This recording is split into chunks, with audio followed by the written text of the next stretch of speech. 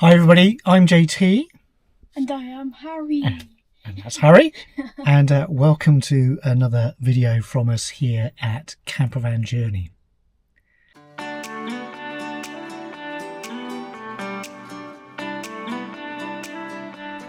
Now in this video we are embarking on what I think is our first solo campervan adventure. In all the years that we've had campervans, which is 8 or 9 now, I don't think Harry and I have ever been away, just the two of us on our own. So just the two of us. Yeah. So we thought that given the lovely weather that has appeared this afternoon, and the fact that for the last few weeks we've been lucky enough to be away at weekends in our new van, we thought we'd grab the opportunity. Claire's away for the weekend, Ben's at work, so we thought, let's go and see if we can find somewhere cool to stay for the night. So we're not going to go far. We've got half an idea where we're going to go, but let's see how we get on. Okay, so let's follow our noses and see where we end up.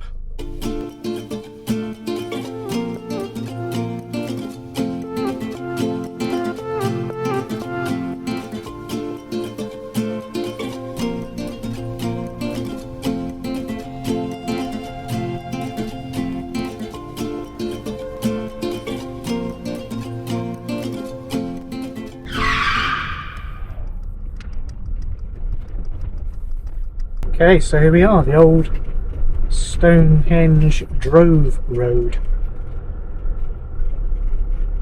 See if we can find a space to stop.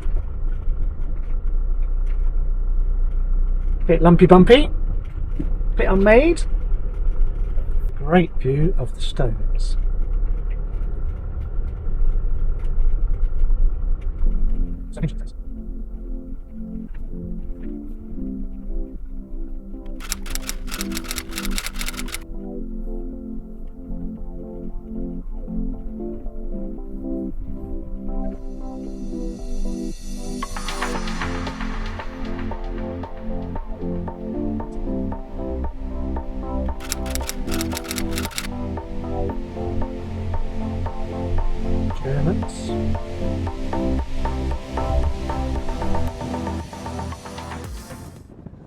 So there we are. We are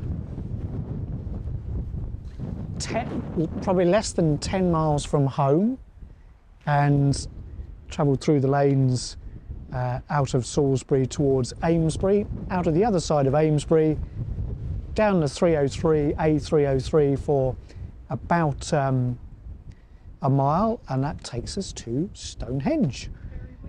A very windy Stonehenge. And the stones are just over there. Now this is we've stopped on a drove, which is a very ancient road that runs alongside the stones. It's a free access road. Occasionally it's blocked off, but there are a number of vans parked here, which you can do overnight. It's on Park for Night. There are no facilities here whatsoever, and the road itself is very unmade. So it was pretty bumpy coming in, and yeah, you're not going to get a level pitch here like you would do at a proper campsite. But it's a little bit of adventuring, so we're going to just have a little wander, see if we can see the stones, and settle in for the night. But what a great view we've got across this very ancient landscape.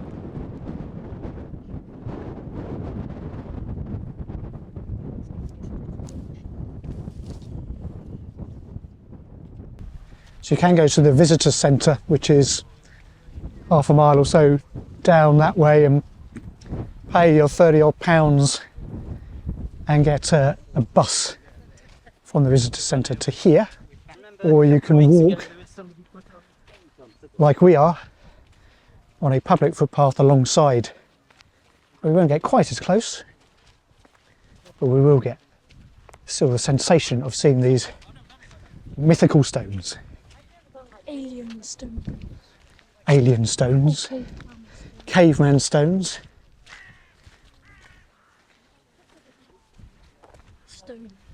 Stones, yeah, there they are, Stonehenge.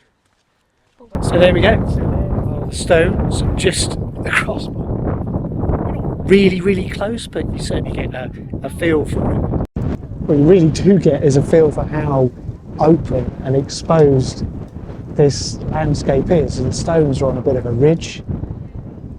You can see where our van is parked amongst the other vans just on the horizon, on the drove. And then behind us, there's all these burial mounds across.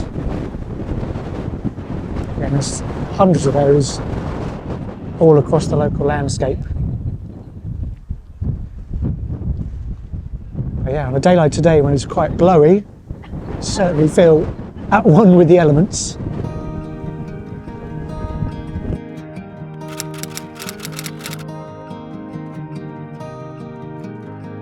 Harry, can you feel the mystical power? It's still magic sound, as well as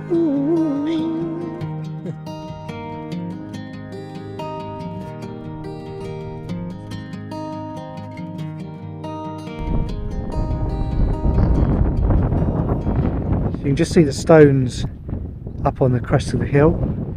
This is the drove running all the way up to the crest of the hill where we were parked, and then down behind me. And as you can see, there's quite a few people parked up here. I'm sure some of them have come to visit, some of them will be parked for the night, some of them look like they've been parked here for a few days, if not longer.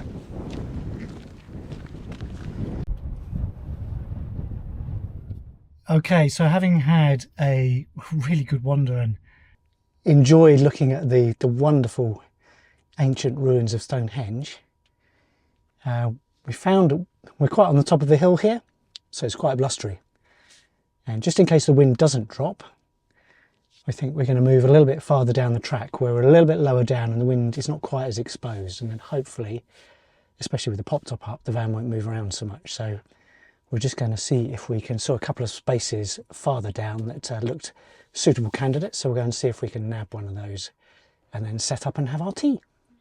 We've moved probably about 200 metres farther down the track, and we're in a bit of a dip now, which means we're less exposed to the wind. So forecast says the wind's going to drop off, so we will leave putting the pop top up for now. But in the meantime, I think, Harry, it's probably time for some tea. So a little campervan tea, nothing too fancy. See if we can rustle up some tomato soup. one of the best One of the most underrated foods of the jacket. when you're a dad away with your son. Quick and easy tomato soup. So let's enjoy that. What I do need to do is turn the gas on. Otherwise we won't be having any soup at all. So let's go and do that first.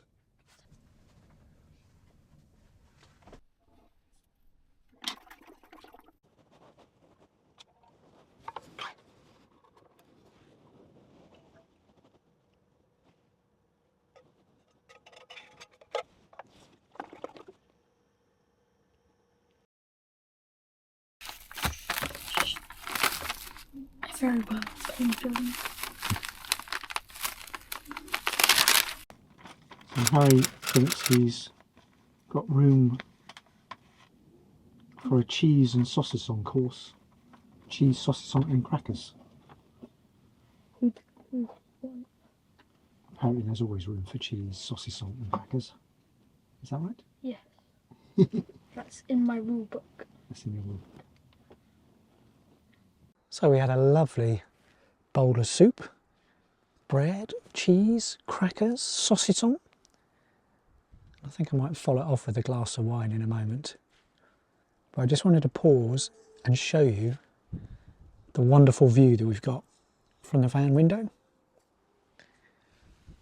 Look at that. Stonehenge is behind us. Can't see it clearly from here, but you can see the barrows on the horizon over there, and it should be a beautiful starlit night tonight. And Harry and I will settle in for the evening. How you doing, Harry? Comfy in the back there? You're looking all wrapped up. Is it that cold? No. No, you're just wrapped Just up. comfortable. You're just cosy. Just cosy. What was interesting whilst we've been parked, obviously there have been a few vans coming and going, a few cars coming and going, but a police patrol vehicle went past as well, which just gives a bit of reassurance that they're keeping an eye, which is good. Looking forward to spending the night here in this mystical landscape.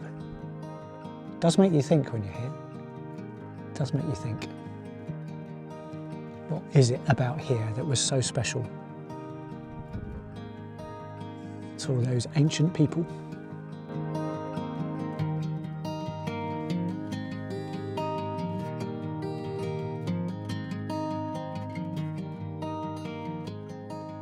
So good morning. Good morning from a very chilly Stonehenge. A bit of a shock from our recent trips to France.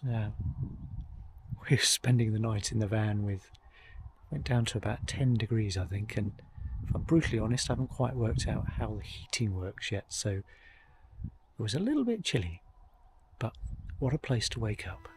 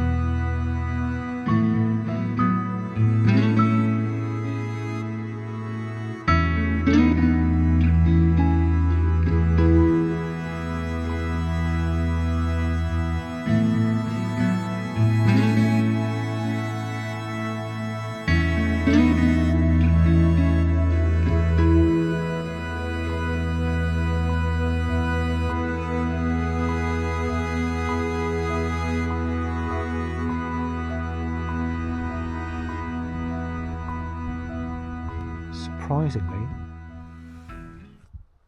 it's quite busy here. People out and about. It's just gone 6 AM and there's people out and about. There's already been first bus dropping off people from the visitors centre. The track where we were staying overnight, you were aware of people moving around during the night. Cars going up and down, occasional people walking by, but I guess we're in one of the most visited places in the UK, so that's always going to happen. Late last night we had some new neighbours arrive, and I have to say I've got a little bit of van envy in their Spanish registered Sprinter. Looks like an amazing conversion there. It's a lot longer than ours and jacked up with four-wheel drive and chunky tyres, and yeah, makes ours look a tiddler. But we're going to grab some breakfast and enjoy the sunrise.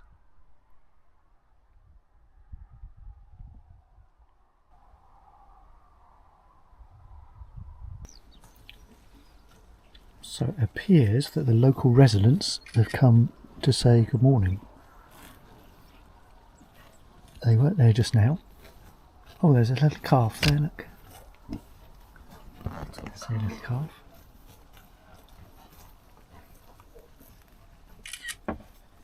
You've got lots of pictures on your phone now. It's 8 o'clock on Sunday morning. Breakfast time. We've been up for a couple of hours here at Stonehenge. But what I have noticed is there's a steady flow of people coming and going to go and look at the stones, which I guess is not to be something not to be surprised about. But yeah, 8 o'clock in the morning in the middle of rural Wiltshire, and we've already had a few busloads of people come in, and people walking past, heading up to see the stones. I wonder if it was as busy as this 3,000 years ago. There weren't as many people 3,000 years when the stones were first here. They wouldn't have had buses, but They wouldn't have had buses, nor would they have had any kind of transport to get around. well, carts and continents. no, well, just local people. Who knows? There aren't that many.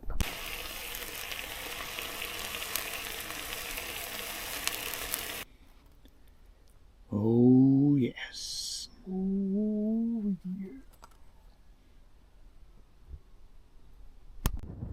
Try not to walk in any cowpats.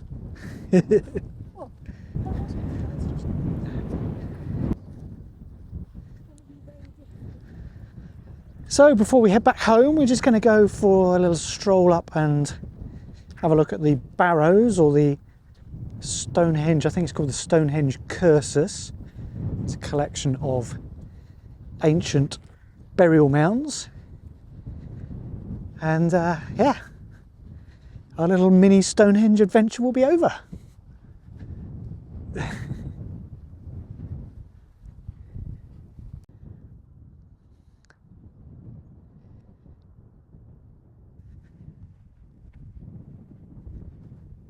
The landscape around Stonehenge is littered with these barrows or burial mounds.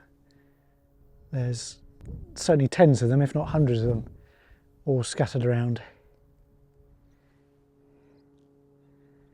So if you want to have a peaceful and mystical experience of coming to see the stones, then camping overnight here is definitely the way. It's not even 10 o'clock on a Sunday morning, and there's already probably at least a couple of hundred people up wandering around the stones. Just seen 4 buses bring them in. So if you want to see the stones as naturally as you can, then get here as early as you can and spend the night overnight in your camper van if you can. So there you go. Harry and I hope you've enjoyed our whistle-stop 24-hour tour of Stonehenge. If you did, please remember to hit the button to like. Please remember to hit the button to subscribe to follow us here on Campervan Journey. And we look forward to seeing you on another adventure. Very soon. Very, very soon, yeah. Yay. Who knows where we'll be? This is not here. Not here, no, because we've done here. Yes. Time to go somewhere else. Thanks for watching. Bye bye.